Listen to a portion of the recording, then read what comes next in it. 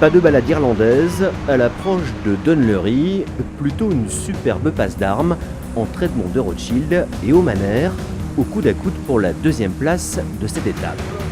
Suspense garanti jusqu'à la dernière minute et au final, c'est Gitana 15 qui l'emporte à l'issue d'un duel mémorable. Edmond de Rothschild termine l'étape à la deuxième place, 7 minutes seulement derrière Spindrift. C'est une étape où on a tout eu.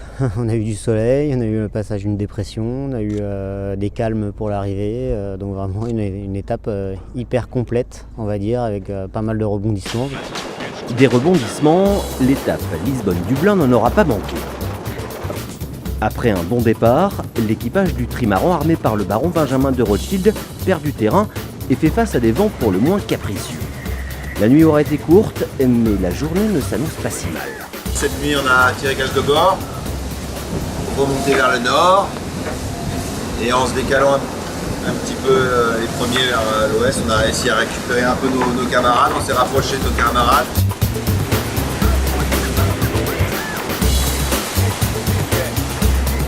On est au plein milieu du golfe de Gascogne, on se fait tabasser la gueule avec les vagues, il y a un autre bateau juste à côté de nous, c'est sympa, non, c'est cool.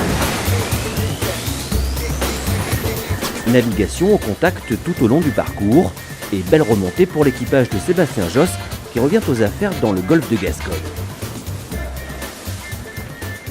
Il y a 20-25 nœuds et nous on marche à 25-30 nœuds. Voilà, donc c'est devenu un peu plus humide, un peu plus rock'n'roll et du coup on avance. Une chevauchée fantastique à 30 nœuds de moyenne jusqu'au rocher du Fastnet où le vent mollissant oblige le Gitana Team à changer de stratégie pour les 40 derniers milles de course.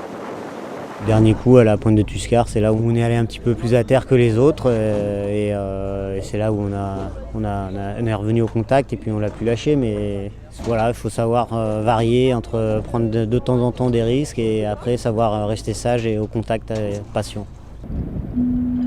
Paris gagné pour Edmond de Rothschild, deuxième au classement général. Après 3 jours de repos bien mérités dans la cité irlandaise, l'équipage s'attaquera samedi au Regatta Inshore.